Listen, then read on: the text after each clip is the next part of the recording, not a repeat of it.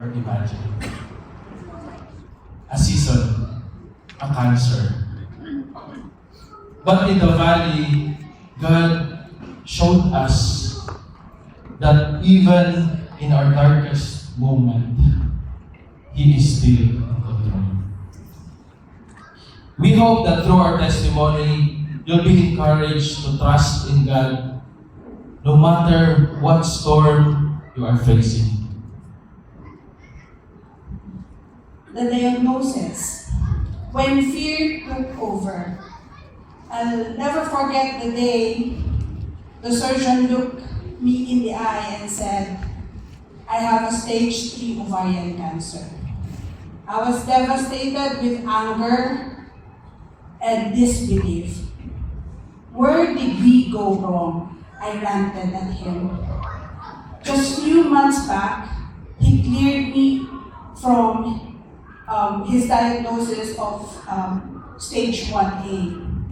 And now, suddenly, I had advanced to stage 3. The fear of unknown, of pain, of death, of leaving my family was overwhelming. I was in shock and silent at first. Then came the tears, and the fear became even louder in my mind. When I heard the diagnosis, I was in shock. She's the love of my life.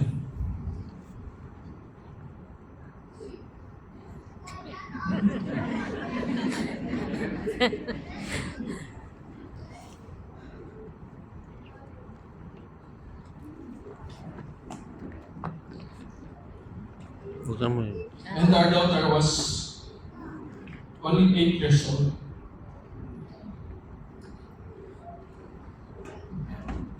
Nakababasa. I cried out to God every night, every afternight, asking, how will I care for them? How can I hold everything together? I would put a brave face during the day, but in the quiet of the night, I broke down. My fear wasn't just about losing her. It was about failing her and her daughter. Together we face the greatest fear. But even then, God was already preparing us for a deeper journey of faith. Like the woman at the tomb in Matthew chapter 28, verse 8 to 10.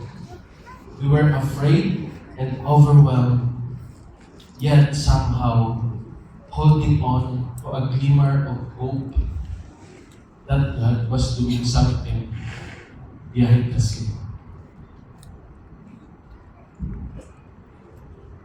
The journey, trusting God in the storm. Chemotherapy was brutal. There were days I couldn't move, days when I wanted to give up. I lost my hair, I lost my appetite, di masyadong halata. I lost my energy, but through the tears and pain, God reminded me of His promise. Do not be afraid, for I am with you. He sent people, our family. He allowed my father to take good care of me. For all the 6 cycles, he was there for me.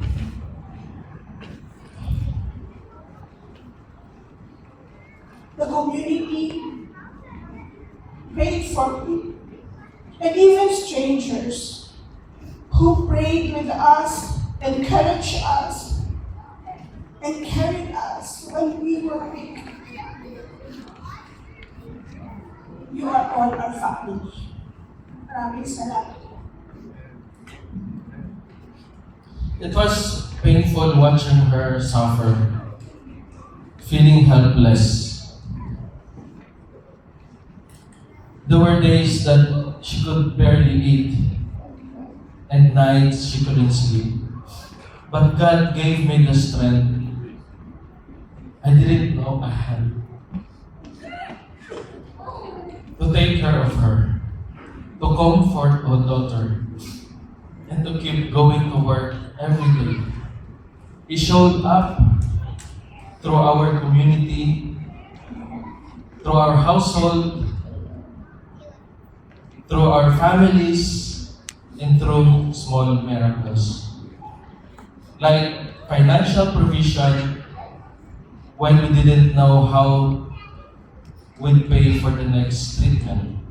But thank God, it's all covered in Mommy's insurance with her company. We learned that God was not just working in her body.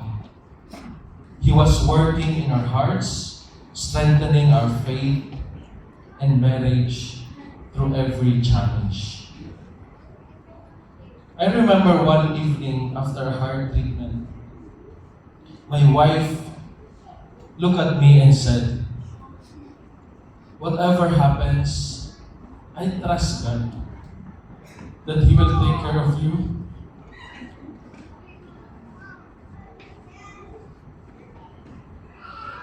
And our daughter.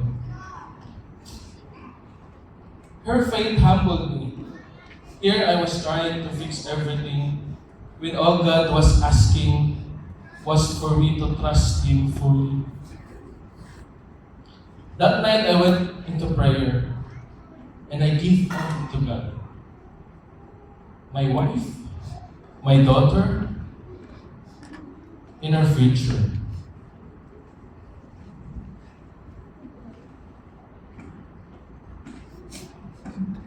I realized that healing isn't just physical. It's in the heart. It's in learning to surrender completely to the one who holds our lives. Even in my weakest moment, I felt His peace. Like the kind that can only come from trusting Jesus.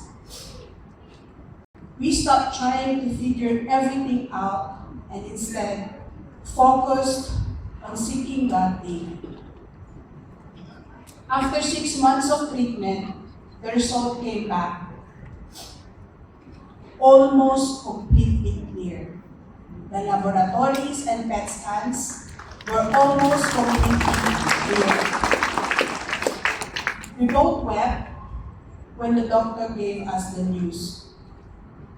We opted not to proceed with the surgery, but instead continue with the maintenance medication and the biotherapy.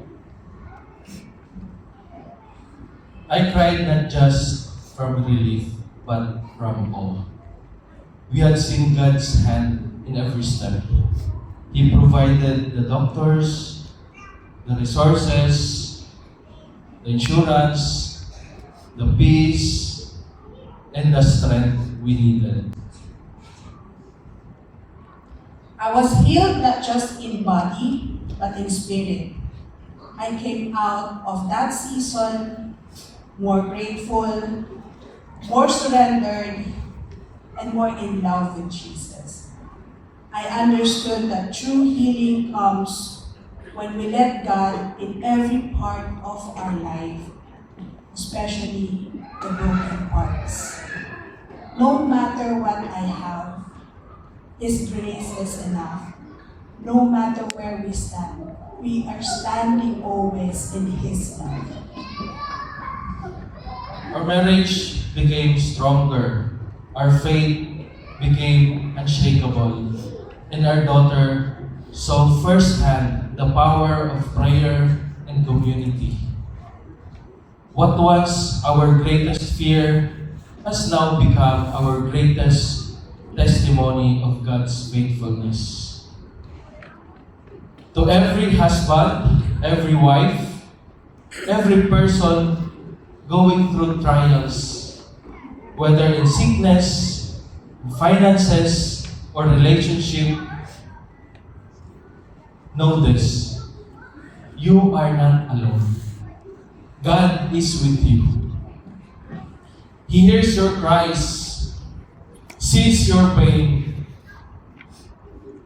and walks with you through every storm. Faith doesn't mean we won't face battles. It means we don't face them alone. Victory is not about surviving. It's about finding peace, love, and purpose in Jesus, even in suffering. Trust Him even when it hurts, even when it makes no sense. Because one day, you will look back and stand here and see that God was there all along. Do not be afraid. There you will see me.